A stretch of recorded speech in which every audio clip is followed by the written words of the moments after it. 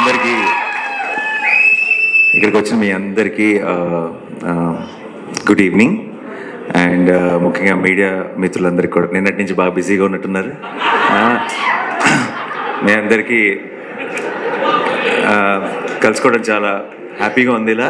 And at the same actually నేను ఈ ఫంక్షన్కి ఒక రకంగా సెల్ఫ్ ఇన్వైట్ ఇది. ఎందుకంటే నేను మొన్నే టీజర్ చూసిన వెంటనే నరేష్కి ఫోన్ చేశాను. నరేష్కి ఫోన్ చేసి ఇమ్మీడియట్గా ఫస్ట్ నేను అన్నమాట, ఏదో చేయాలని ఉంది ఈ సినిమాకి, నేను ఏం చేయగలను, నాకు ఇది డేట్స్ కూడా ఉన్నాయి మధ్యలో, షూటింగ్ మధ్యలో. రేపు పొద్దున్న యాక్చువల్లీ కాశ్మీర్కి వెళ్ళిపోతున్నాను హిట్ 3 షూటింగ్కి. అండ్ లక్కీ ఏంటంటే కరెక్ట్గా టైంకి కుదిరింది మా అందరికీ. And then theatrical trailer launch చేయడం అనేది చాలా చాలా you know I felt very happy. Because ఈ సినిమా నేను ఆ రోజు ఫోన్ చేసిన వెంటనే నరేష్కి నేను చెప్పిన మాట, ఈ సినిమా గురించి ఫస్ట్ చెప్పాలంటే ఆబ్వియస్లీ టీజర్ కానీ ట్రైలర్ కానీ రెండు అదిరిపోయినాయి. అండ్ సినిమా మీద చాలా ఎక్స్పెక్టేషన్ ఉంది.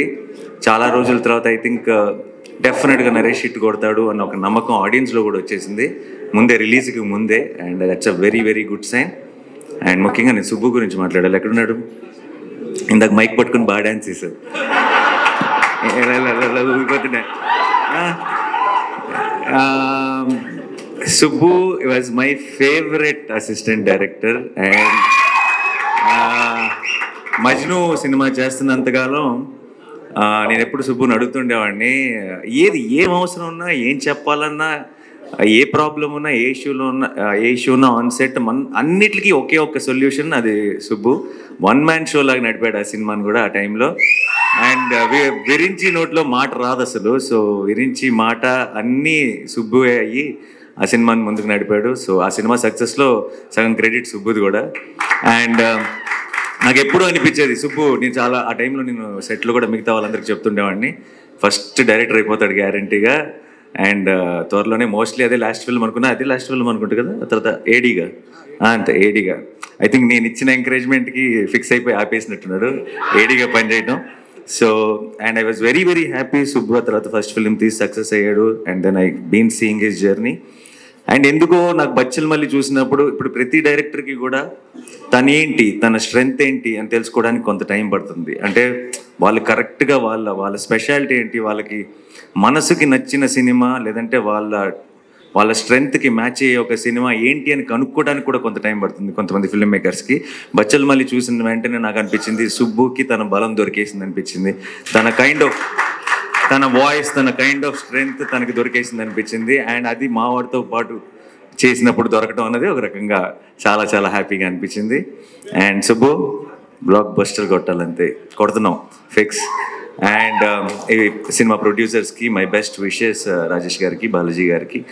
అండ్ ఈ cinema music director Vishal Chandrashekhar, one of my favourite music directors.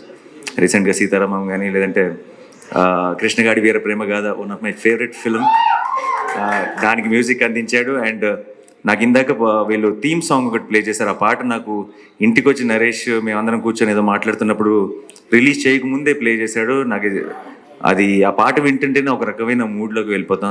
Such a beautiful song. And సినిమాలో కూడా అలాంటి డెప్త్ ఉంది.